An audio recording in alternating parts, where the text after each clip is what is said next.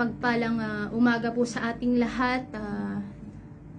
Tayo po ay mag-aaral muli ng salita ng Diyos at minsan pa tayo po ay naririto sa lugar ng Kuwait, sa District Door of Faith District 9 sa pangunguna ni Pastor Luis at ni Pastor Mark sa lugar ng Kuwait. At tayo po ay aawit sa ating Panginoon. Sige po, tayo po ay umawit sa ating Panginoon dahil ang Diyos natin ay makapangyarihan. We claim na anuman ang aawitin natin ay paniwalaan natin na lahat sa Kanya ay kaya niya. Lahat ng bagay sa Kanya ay walang mahirap. Umawit tayo sa ating Panginoon. Maniwala tayo na merong Diyos na makapangyarihan. Hallelujah. Purihin ang ating Panginoon. Hallelujah.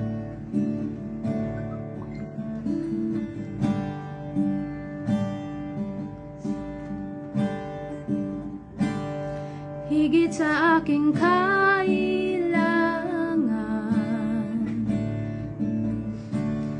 higit sa aking karanasan,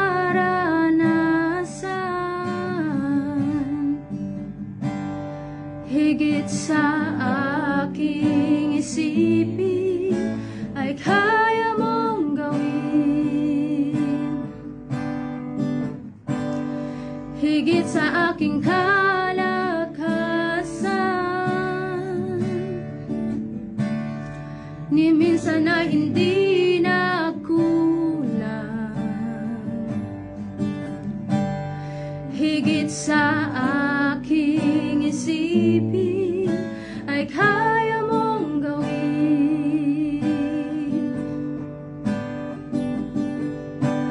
Bawat araw ko ay hawak mo,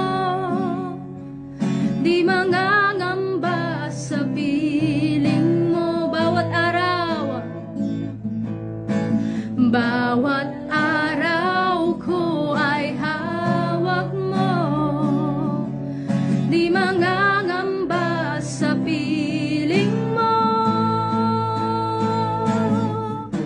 Walang mahirap sa'yo,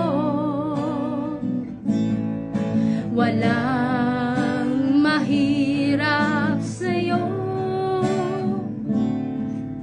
Ikaw ang Panginoon na makapangyarihan. Walang mahirap sa'yo, walang imposible, walang imposible sa'yo, walang imposible sa'yo. Ikaw ang Panginoon na makapangyarihan. Walang imposible sa'yo, walang makahahadlang, walang makahahadlang sa'yo, walang makahahadlang sa'yo. Hallelujah. Ikaw ang Panginoon na makapangyarihan. Walang makahahadlang sa'yo, walang makahahadlang, walang makahahadlang sa Diyos. Yes, Lord. Hallelujah. Walang makahahadlang sa'yo. Ikaw ang Panginoon na makapangyarihan. Walang makahahadlang sa'yo, walang imposible. Hallelujah. Walang imposible sa Diyos. Yes, yan po ang totoo. Walang imposible sa'yo. Ikaw ang Panginoon na makapangyarihan. Walang imposible sa Diyos. Walang mahirap sa'yo, walang mahirap sa'yo. Walang mahirap sa'yo. Ikaw ang Panginoon na makapangyarihan. Walang mahirap sa'yo. Ikaw ang Panginoon na makapangyarihan. Walang mahirap sa'yo. Ikaw ang Panginoon na makapangyarihan. Walang mahirap sa'yo. Hallelujah! Sige po tayo magpuri sa ating Diyos. Ang Diyos natin ay makapangyarihan. Ang Diyos natin ang mga bagay na kayang gawin sa ating isipan, hindi man natin maisip na gagawin niya, pero magagawa niya dahil sa Diyos na walang mahirap, Panginoon. Salamat, Lord. Totoo nga ang plano mo ay walang makahahadlang, Panginoon. Mapapangyari pa rin, Panginoon, ang pagliligtas mo sa amin, Panginoon. Salamat, O Diyos. Patuloy mo kaming pangunahan, Lord. Patuloy kayong magmensahe sa aming mga puso sa umagang ito, Panginoon. Ipaalala mo sa amin na walang mahirap sa iyo, Panginoon. Sino man may mga sakit, sino man may pinagdadaanan o problema, walang mahirap sa ating Diyos. Lahat ng bagay ay imposible sa Kanya. Kaya kayo po nga manguna sa amin, Lord, sa gagamitin mo, Panginoon. Pangunahan mo kami ng iyong banal na Espiritu. Sa pangalan ni Jesus, Amen.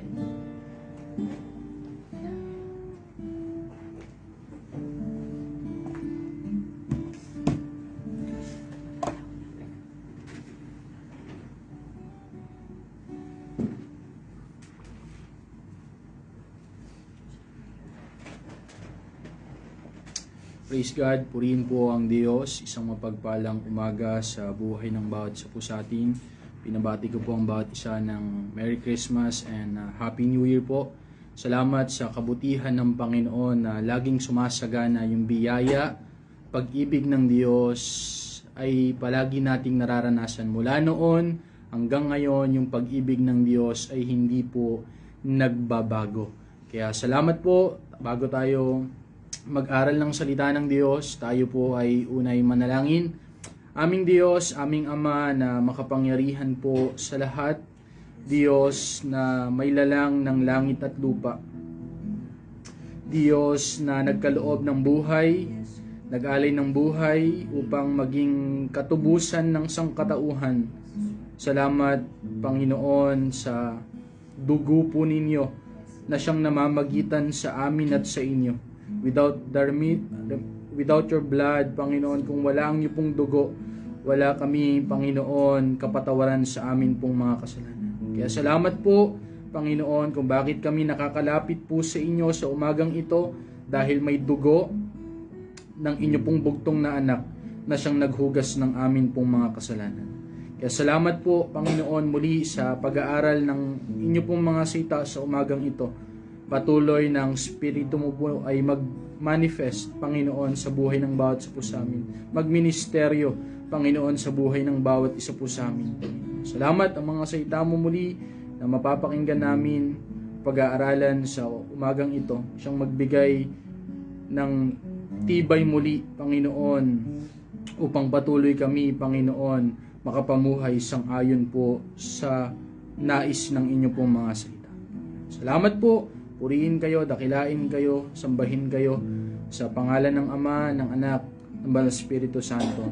Amen and amen. Purihin po ang Diyos. Tayo po ay mag-aaral ng kanya pong mga salita sa aklat po ng Filipos 1 verse 27. Ulitin ko po, sa aklat po ng Filipos 1 verse 27. Kaya ganito po ang sinasabi ng kanya pong mga salita sa Filipos 1 verse 27. Mamuhay kayo ng ayon sa magandang balita ni Kristo, nang sa ganon makadalaw man ako sa inyo o hindi, mabalitaan kong nagkakaisa kayo at sama-samang naninindigan para sa pananampalataya ayon sa magandang balita. Nagpapaalala si Apostol Pablo, hindi lang sa mga taga-Filipos, bagkus sa lahat ng mga sumasampalataya, nakipag-isa sa ginawa ng Diyos sa krus ng Kalbaryo. Mamuhay kayo ng ayon sa magandang balita ni Kristo. Kaya sa taong ito, wala dapat tayong ipamuhay kundi yung salita ng Diyos. Dahil without the Word of God, hindi tayo makakapamuhay ng nakalulugod sa harapan ng Diyos. Kaya nagpapaalala na kailangan mamuhay po tayo sa taong ito sang-ayon sa magandang balita ni Kristo Jesus. Kaya pinamagatan ko po tong live in the gospel. Live in the gospel. Kaya kailangan tayong mabuhay sa mabuting balita ni Kristo. Kaya bilang mga sumampalataya kay Kristo Jesus, wala tayong ibang buhay kundi yung mabuting balita. Kaya araw-araw, minuminuto, kailangan natin yung salita ng Diyos. Kasi ang salita ng Diyos ay buhay na po natin. Ulitin ko po, minuminuto, araw-araw, oras-oras, kailangan natin ang salita ng Diyos. Dahil ang salita ng Diyos ay buhay na po natin. Kaya kung ihihiwalay natin yung mabuting balita sa buhay natin, isa po ang tiyak, mamamatay yung ating pagkataong loob. Mamamatay tayo. Bakit? Kasi yung mabuting balita ang siyang nagbibigay sa atin ng lakas upang patuloy na makapagpatuloy sa takbuhin ng ating pananampalataya. Kaya sabi ko po dito, pag ang isip natin ay kagaya ni Kristo, namumuhay din tayong kagaya ni Kristo. Kaya kung tayo ay nabubuhay sa magandang balita, isang tiyak, namumuhay tayong kagaya ni Kristo. Kaya kung hiwalay tayo sa magandang balita, hiwalay din tayo kay Kristo Jesus. Dahil ang maglalapit sa atin kay Kristo Jesus ay walang iba kundi ang mabuting balita. The good news, ang mabuting balita, dahil si Kristo yung mabuting balita. Dahil si Kristo yung good news. Sa pamamagitan ng kamatayan at muling pagkabuhay ng Diyos, lahat ng sumampalataya ay may ugpong muli sa pamamagitan ni Kristo Jesus. Kaya mga kapatid, kung ang isip natin ay kagaya ni Kristo Jesus, hindi mahirap na mamuhay sa magandang balita. Kaya nagpapaalala, mamuhay tayo sa taong ito sa mabuting balita. Huwag natin ihiwalay yung mabuting balita sa sarili natin. Dala-dala natin palagi yung mabuting balita o yung ginawa ng Diyos sa buhay ng bawat isa po sa atin. Kaya una, kailangan nating mamuhay sa mabuting balita. Pag ang buhay natin ay si Kristo Jesus, namumuhay tayo sang-ayon sa magandang balita. Pero kung ang buhay natin ay ang mundong ito, namumuhay tayo taliwas sa magandang balita. Ulitin ko po, pag ang buhay natin ay si Kristo Jesus, namumuhay tayong kagaya ni Kristo Jesus. Pero kung ang buhay natin ay sa mundong ito, namumuhay tayong taliwas sa magandang balita. Kaya maraming mga Kristiyano sa panahon nating ito, namumuhay hiwalay sa magandang balita. Dahil sa paraan ng kanila pong pamumuhay. Kaya makikita mo ang isang Kristiyano kung namumuhay yan sa mabuting balita, sa paraan ng kanya pong pamumuhay. Kaya kung ang isang Kristiyano ay hiwalay sa mabuting balita, makikita mo yan sa paraan ng kanyang pamumuhay. Kung he is living in the gospel. Kung nabubuhay ba yan sa mabuting balita o nabubuhay ba yan sang-ayon sa mundong ito. Kaya sa paraan ng pamumuhay, makikita mo ang Kristiyano kung siya ay nabubuhay sa balita o mabuting balita ni Kristo Jesus. Kaya ang sabi ng salita ng Panginoon,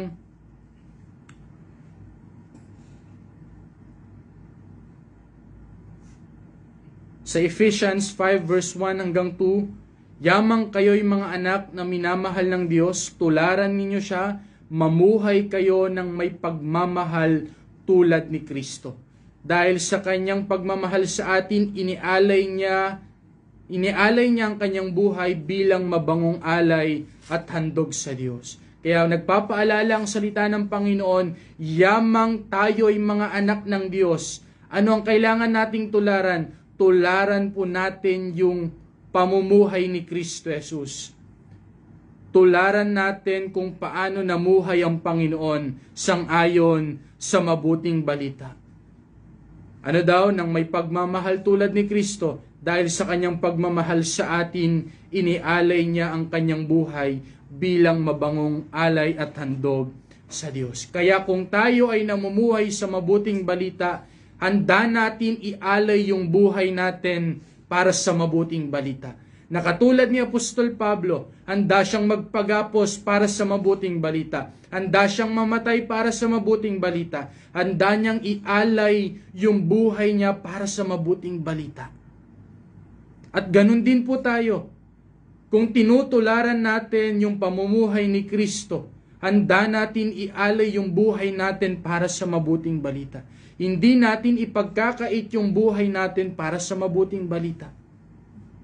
Kaya ako, sabi ni Apostol Pablo, na isang bilanggo, dahil sa Panginoon, nakikiusap ako sa inyo na mamuhay kayo gaya ng nararapat sa mga tinawag ng Diyos. Kayo'y maging mapagpakumbaba, mahinahon, matiyaga, magparaya kayo dahil sa inyong pagmamahal sa isa't isa. Kaya mga kapatid, ulitin ko po, bilang mga namumuhay sa magandang balita, handa tayong mag-alay ng buhay para kay Kristo Jesus. Handa tayong mamatay para kay Kristo Jesus, para sa mabuting balita. Kaya, ang sabi ng salita ng Panginoon sa Filipos 1 verse 10 hanggang 11, para mapili ninyo ang pinakamabuti sa lahat ng bagay. Ano po ba yon? At madatnan kayong malinis at walang kapintasan sa araw ng pagbabalik ni Kristo.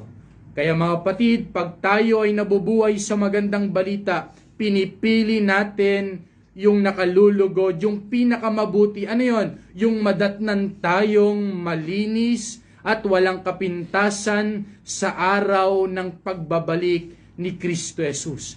Ulitin ko po, pag ang isang Kristiyano ay namumuhay sa magandang balita, pinipili niyang mamuhay ng malinis at walang kapintasan sa araw ng pagbabalik ni Kristo Jesus.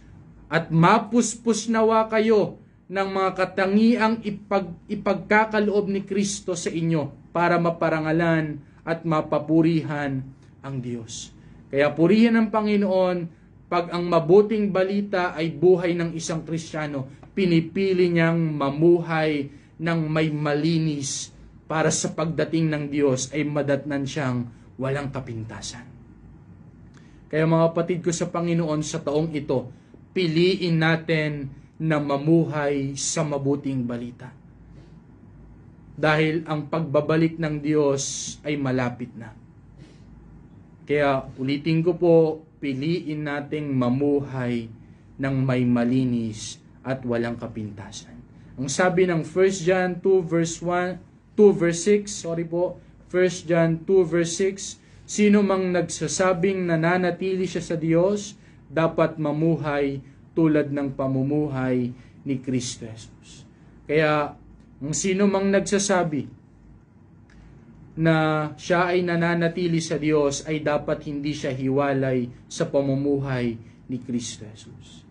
Kaya kung tayo ay nananatili sa Diyos, manatili tayong namumuhay tulad ni Kristo Jesus. Ulitin ko po, piliin nating mamuhay tulad ni Kristo Jesus. Piliin nating mamuhay sa magandang balita. Dahil hindi mahirap mamuhay tulad ni Kristo Jesus pag pinipili natin na tayo ay namumuhay sang-ayon po sa mabuting balita. Sang-ayon sa mabuting balita. Hindi mahirap na mamuhay sa nais at kalooban ng Diyos pag pinipili nating mamuhay sang-ayon sa mabuting balita. Pero kung hinihiwalay natin ang buhay natin sa mabuting balita, mahirap talagang mamuhay sang-ayon sa nais ng Diyos.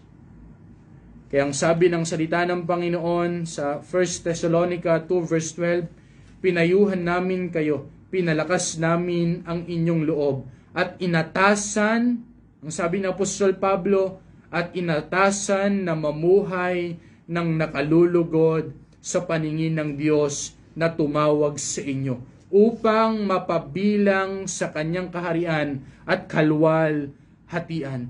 Praise God!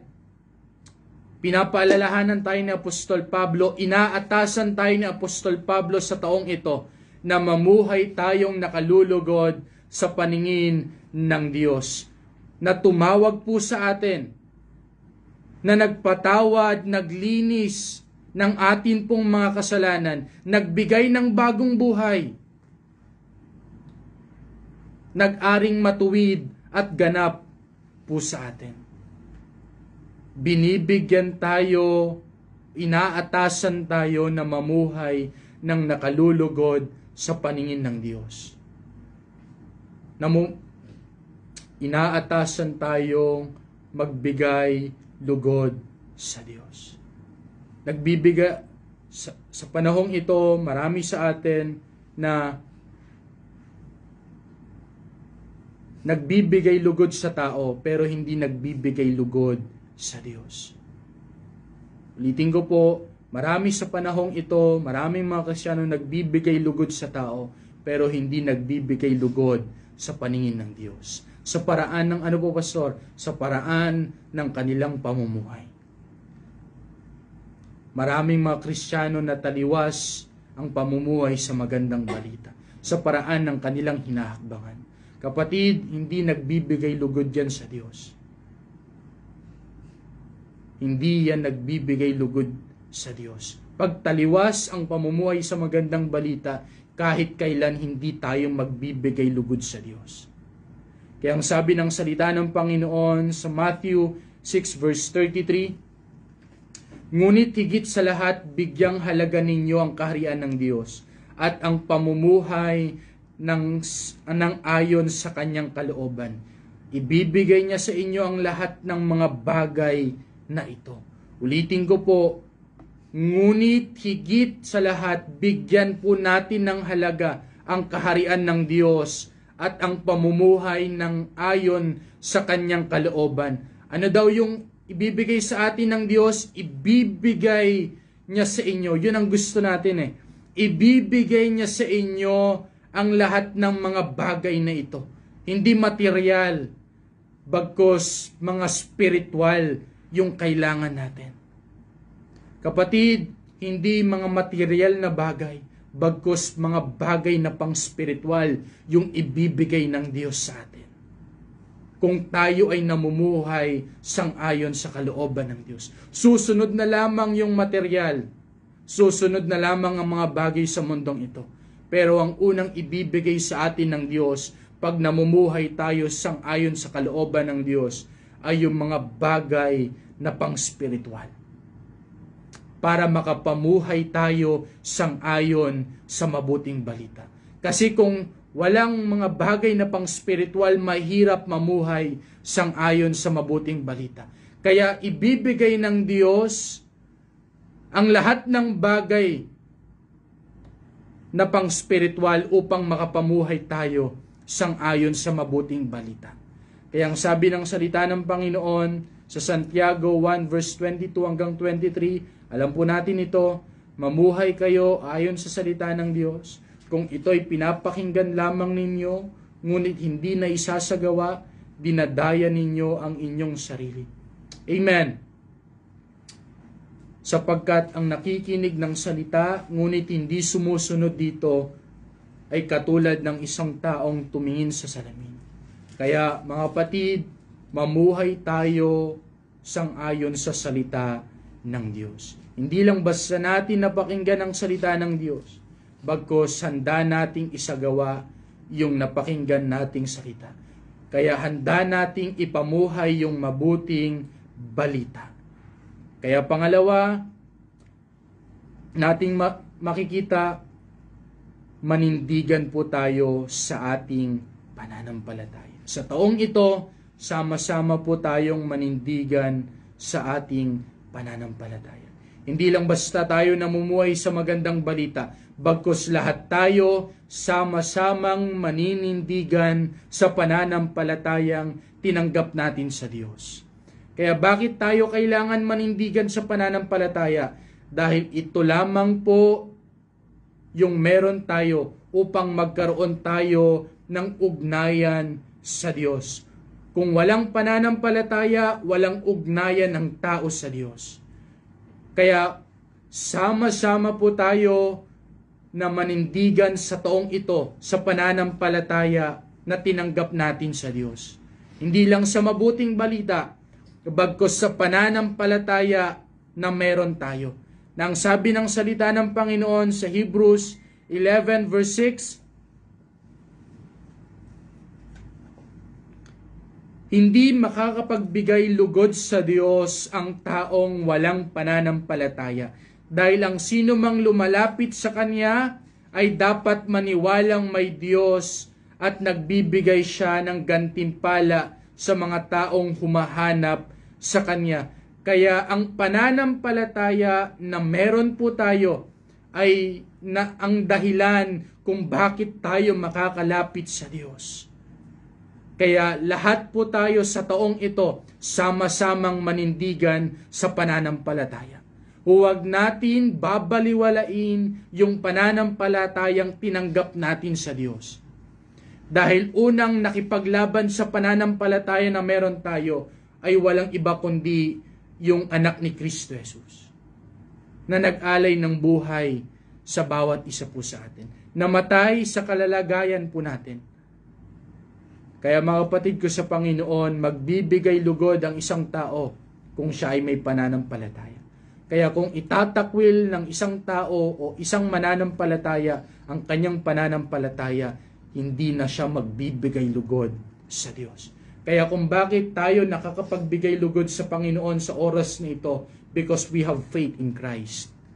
Dahil sa pananampalataya kay Kristo Jesus. Dahil sa pananampalataya sa ginawa ng Diyos sa krus ng Kalbaryo. Kaya ang sabi ng Filipos 4 verse 1, kaya nga mga kapatid kong minamahal at pinananabikan, aking kagalakan at karangalan, sa ganitong paraan magpakatatag kayo sa inyong pamumuhay ng nakaugnay sa Panginoon. Kaya purihin ang Panginoon, sabi ng Filipos 1 verse 29 hanggang 30, sapagkat hindi lang ang pribileyong sumampalataya kay Kristo ang ibinigay sa inyo, kundi ang maghirap din naman para sa Kanya. Ngayon dinaranas nyo ang paghihirap na nakita ninyo, dinanas ko noong una at nabalitaan yung dinaranas ko pa rin hanggang ngayon. Dahil sa pananampalataya ni Apostol Pablo, handa siyang maghirap para doon. Kaya mga kapatid ko sa Panginoon, handa tayong maghirap dahil sa tinanggap nating pananampalataya.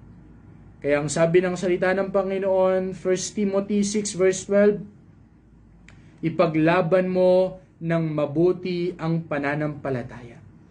Kaya kung meron po tayong katabi sa mga oras na ito, paalalahanan natin ang ating katabi na kapatid, ipaglaban mo ng mabuti ang pananampalataya mo.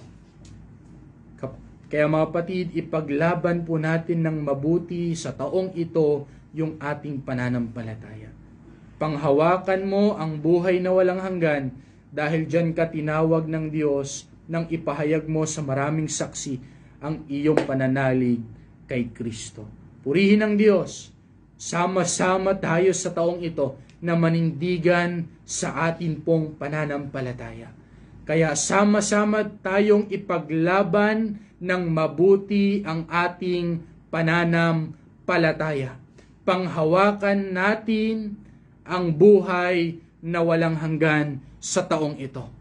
Purihin ang Diyos, sama-sama tayong lahat na mamuhay sa mabuting balita, sama-sama tayong lahat na naninindigan sa ating pong pananampalataya. sa pagdating ng araw, sa pagdating ng panahon, lahat tayo ay gagantimpalaan ng Diyos kung lahat tayo ay sama-samang naninindigan sa ating pananampalataya. Kaya ang sabi ng 1 Corinthians 16 verse 13, maging handa kayo at magpakatatag sa inyong pananampalataya, maging matapang kayo at magpakatibay. Sabi ng Jude 1 verse 3, mga minamahal, ang nais ko sanang isulat sa inyo ang tungkol sa kaligtasang tinamasa nating lahat.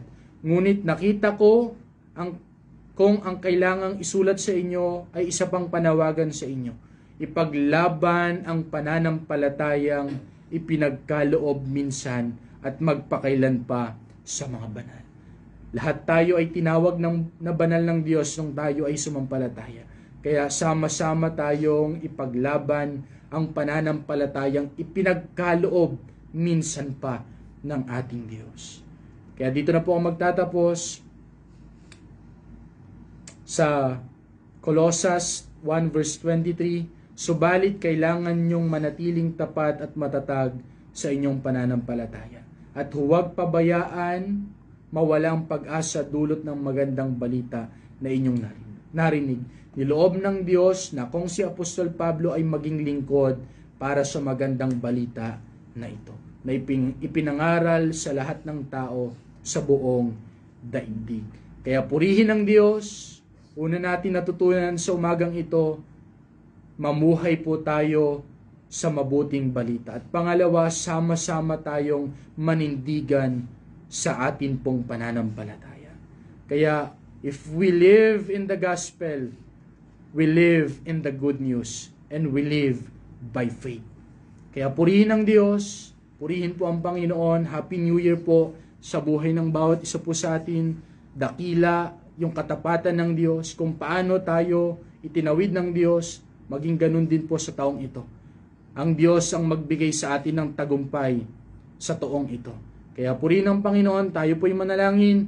Aming Diyos, aming Ama na makapangyarihan po sa lahat, Ama ng aming pong Panginoong Hesukristo, Ama na nagkaloob ng pananampalataya, nagkaloob ng kaligtasan sa buhay ng bawat isa po sa amin. Salamat po sa pribilehiyong nakakalapit po kami, Panginoon, sa inyong harapan sa mga oras po nito, sa pamamagitan ng inyo pong anak na si Kristo Jesus. Salamat po, Panginoon, sa amin pong napag-aralan, at patuloy na mabuhay kami sang-ayon po sa mabuting balita na tinanggap po namin na mula sa inyo. Na handa namin ialay yung buhay namin, handa namin ipaglaban yung mabuting balita, handa namin ipaglaban ang amin pong pananampalataya dahil kami po ay namumuhay sang-ayon sa mabuting balita. Salamat po, patuloy mong pagpalain ang buhay ng bawat isa po sa amin, Panginoon, at patuloy na sumagana ang pagpapala, unang spiritual, pangalawa, Panginoon, ang pinansyal, Panginoon, sa buhay ng bawat isa sa taong ito. Salamat po, patuloy mong pagpalain ang pag-aaral ng salita ng Diyos. Panginoon, sa Masaredo family, patuloy po namin pinagpapala, at ganun din po ang aming tagapanguna sa District 9, Pastor Luis Bailon, ang kanya pong sambahayan ay patuloy niyo din pong pagpalain, Panginoon. Salamat po, Panginoon, at patuloy, Panginoon, sa taong ito, lubos kami, Panginoon, na magtitiwalang lubos sa gagawin niyo pa po sa buhay ng bawat isa po sa amin. Salamat po sa mga papasok, mga magtatrabaho sa mga oras nito. Ingatan niyo po ang buhay ng bawat isa. Panginoon, silyado ng inyo pong banal na dugo ay maranasan po namin. Ingatan mo po kami na hindi magkasala sa isip, sa salita at sa gawa, Panginoon, upang hindi po namin malabag ang inyo pong mga salita. Salamat po, purihin po kayo, dakilain kayo, luwalatiin kayo sa pangalan ng Ama, ng Anak, ng Espiritu. Amen and amen. Purihin po ang Diyos. Isang mapagpalang umaga po sa buhay ng bawat isa po sa atin. At Happy New Year po sa bawat isa. God bless po.